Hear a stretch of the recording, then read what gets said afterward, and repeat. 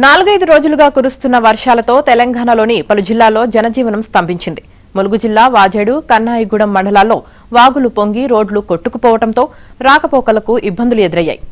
ముంపు ప్రాంత ప్రజలను సురక్షిత ప్రాంతాలకు తరలించారు. తెలంగాణలో నైరుతి రుతుపవనాలు చురుగ్గా ఉన్నట్లు హైదరాబాద్ వాతావరణ కేంద్రం వెల్లడించింది. ఇవాళ రేపు చాలా చోట్ల తేలికపాటి నుంచి మోస్తరు వర్షాలు కురుస్తాయని తెలిపింది.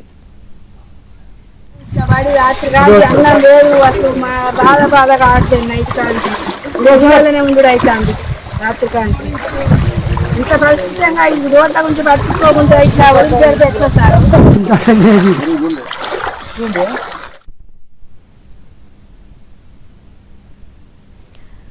భద్రాచలం దగ్గర గోదావరి ఉగ్రరూపం దాల్చింది. 55.10 అడుగులకు గోదావరి వరద ఉధృతి చేరింది. భద్రాచలం దగ్గర 15,40,412 క్యూసెక్ల ప్రవాహం ఉండగా మూడో ప్రమాద హెచ్చరిక కొనసాగుతోంది.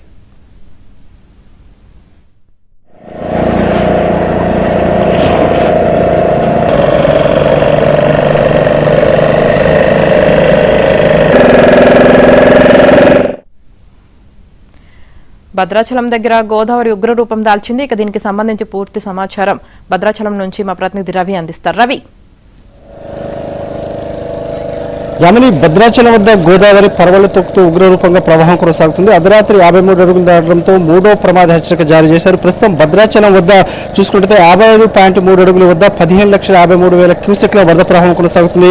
మన విజువల్స్ చూడొచ్చు. భద్రాచలం కరకట్ట వద్ద చూసుకున్నట్లయితే స్థానికంగా ఉన్న ఉపాలయాలు ఆంజనేయ స్వామి ఆలయం, అదేవిధంగా సుబ్రహ్మణ్య స్వామి ఆలయం కూడా నీట మునిగిన పరిస్థితి కనిపిస్తుంది.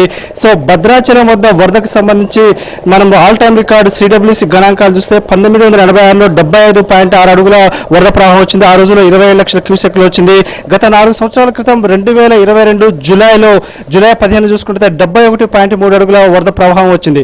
సో భద్రాచలం వద్ద ఆల్ టైమ్ రికార్డు చూస్తే 1986 తర్వాత మళ్ళీ 2022 ఈ సంవత్సరం చూసుకున్నట్లయితే ఎల్నినో ప్రభావంతో తీవ్ర కరువు పరిస్థితులు ఉంటాయని కూడా ఆందోళన చెందుతున్న క్రమంలో భగవంతుడి దయ వల్ల వర్షాలు వచ్చి కూడా రైతులు ఆనందం వ్యక్తం చేస్తున్నారు. స్థానికంగా ఉన్న వర్షాలు లేకపోవడం, అదేవిధంగా స్థానికంగా వాగులు వంకలు పొంగకపోవడం వల్ల కేవలం ఎగువ ప్రాంతంలో కురిసిన వర్షపు నీరు మాత్రమే, వరద నీరు మాత్రమే ఇక్కడ ప్రవాహం కొనసాగుతుంది. సో సాయంత్రం వరకు తగ్గుముక్క పట్టే అవకాశం ఉందని కూడా చెబుతున్నారు. మొత్తం చూస్తే భద్రాచలం వద్ద వరదలకు సంబంధించి ప్రతి సంవత్సరం వరదలప్పుడు కూడా లోతట్టు ప్రాంతాల ప్రజలు ఇబ్బందులు పడుతున్న వార్తలు మనం తరచూ చూస్తాం. కానీ ఈసారి వరదలకు చాలా ప్రత్యేకత ఉంది. ఎందుకంటే తీవ్ర కరువు పరిస్థితుల్లో కూడా భగవంతుడి దయ వల్ల గోదావరి పరవళ్లు తొక్కుతూ మా కరువును తీర్చిందని కూడా రైతులు, జనాలు కూడా ఆనందం వ్యక్తం చేస్తున్న పరిస్థితి. భద్రాచలం వరదలు అనగానే మనకు టక్కున గుర్తొచ్చేది ఇక్కడ మనం విజువల్స్ చూడొచ్చు కరకట్ట. ఈ కరకట్టకు కూడా ఒక చరిత్ర ఉంది. 2002లో నాడు తెలుగుదేశం ప్రభుత్వం చంద్రబాబు నాయుడు ముఖ్యమంత్రిగా ఉన్నప్పుడు జిల్లాకు చెందిన మంత్రి తుమ్మల నాగేశ్వరరావు పట్టుదలతో నిర్మాణం చేసిన ఈ కరకట్ట అనేది ఇప్పటికీ కరకట్ట నిర్మాణం చేసినాక 20 ఏళ్లలో సుమారు 15 సార్లు 53 అడుగులు దాటి వరద ప్రవాహం వచ్చిన భద్రాచలం పట్టణం అనేది సురక్షితంగా ఉంది. ఓవరాల్ గా చూస్తే భద్రాచలం వద్ద ప్రస్తుతం గోదావరి 55 అడుగుల వద్ద నిలకడగా ప్రవాహం కొనసాగుతుంది. So local streams, local rains లేకపోవడం వల్ల సాయంత్రం తగ్గుముఖం పట్టే అవకాశం ఉందని కూడా అధికారులు అంచనా వేస్తున్న పరిస్థితి ఉంది. Yamini, right, thank you Ravi.